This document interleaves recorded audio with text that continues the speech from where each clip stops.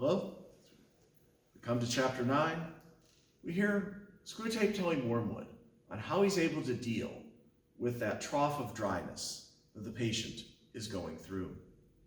He writes, in the first place, I've always found that the trough periods of the human undulation provide an excellent opportunity for all sensual temptations, particularly those of sex. He says, this may surprise you because, of course, there is more physical energy and therefore more potential appetite at the peak periods. But you must remember that the powers of resistance are also at their highest. It is when we're going and when we're busy and we're doing things like that, that some of those temptations that we have to the things of this world are far less. We're too busy to really worry about them. It is in those trough periods when we have low physical energy, when we're just kind of down, that we can spend the time thinking about other things, the things that God wouldn't want us to be thinking about. To be able to, it gives us the time and the opportunity to carry out some of those. In the church, they would often speak of what they called the noontime devil. Again, that's you got into that midday and you started to feel down. It was called like a sadia. The idea of the coming to that point of the day and that time in life where you're just kind of down and things are there. That's the time that the devil really can work the best, is because he has us down. You know, our defenses are down. We can't quite fight it as well as we could at the time when we were up in those peak periods. So then Wormwood was told, the attack has a much better chance for success when the man's whole inner world is drab and cold and empty. And it is also to be noted that the trough sexuality is subtly different in quality from that of the peak, much less likely to lead to the milk and water phenomenon which human beings call being in love, and much more easily drawn into perversions, much less contaminated by those generous and imaginative and even spiritual co-commitments which render human sexuality so disappointing. Again, it's not strange that the devils would find that human sexuality is so disappointing. Again, we have to realize that in the eyes of the church, sex is a good thing, as long as it's in the proper context, as long as it's the idea of the sex between the man and the woman in marriage that's open to children.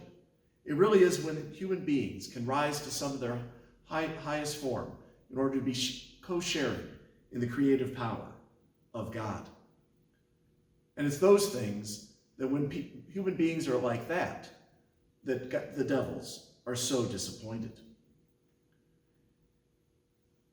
Screwtape says, it's the same with the other desires of the flesh. You're much likely to make your man a sound drunkard by pressing drink on him as an iodine when he is dull and weary, than by encouraging him to use it as a means of merriment among his friends when he is happy and expressive. Again, that idea that when you're at a party, it's not the same thing as sitting down, in a room with a bottle, deciding I'm going to drink all of this. There's a big difference between that and being at a party, having a couple drinks, and enjoying yourself with other people. Which is why we have that great line that reminds us, never forget, when we're dealing with any pleasure that is healthy and normal and in its satisfying form, we're in a sense on the enemy's ground. There are a lot of things that we do. We can enjoy a good meal. We can enjoy a good glass of wine. We can enjoy, friendship. We can enjoy, there's a whole lot of things that we can enjoy. When we're enjoying those things, and using them rightly, then we're on God's ground. Indeed, God would want us to take advantage of many of these things in our world.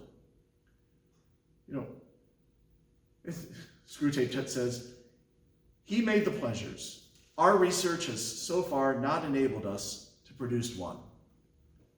The devil can never produce a pleasure on his own. He says all we can do is encourage humans to take the pleasures which our enemy has produced at times or in ways or in degrees which he has forbidden. Again, the devil takes the good things that God made and subverts them. He turns them around. He makes them into something that is bad for us. Again, that whole idea of finding a place in the middle. It's all about context. It's all about doing things correctly. There's a big difference between enjoying a glass of wine and sitting down, like I said, and sitting down and drinking the whole bottle in one sitting. It's not using it well. People have often said that that's one of the definitions of sin, is the misuse of something. Like I always say, you could take a hammer and you could use it to hammer in a nail. That's a good thing. Or you could take somebody and hit them in the head with it. That's not a good thing. It's still the same instrument. But again, it's how we use it. The hammer itself is neither good nor bad. The glass of wine is neither good nor bad. It depends on how we are choosing to use it. Again, human sexuality is done in the right manner is a good thing. It's when we start to take it out of that context that it becomes problematic, that it starts to move into the realm of the devil. We have to realize, too, that as there are those ups and downs, there's going to be that in our Christian life as well. Screwtape says, in a week or two, you will be making him doubt whether the first days of his Christianity were not perhaps a little too excessive. And trying to convince him that, well, maybe where I am is really where I'm meant to be. He says, thinking that religion is all very well up to a point. He explains a moderated religion is as good for us as no religion at all. And more amusing. Again, this is good enough. I don't have to do too much. Just kind of going along, yeah, this is fine. I don't want to be thought excessive. I was told a story once about a priest he was in a cab in Rome. And he starts talking to the cab driver, and he's going on and on in the conversation.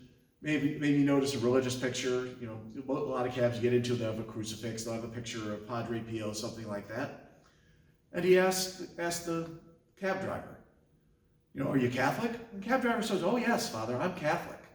He said, well, you go to Mass every week? And the response that came, sono cattolico, not sono fanatico. I'm a Catholic, not a fanatic. Again, that's that moderated religion. That idea that, okay, I don't want to go overboard by really living out my faith. I don't want to go overboard by really showing my faith. This is good enough. Again, when we get to that, that's as good as no religion at all, and more amusing to Screwtape. Again, if you have any questions, please send them in. I'll be glad to answer them in a future session.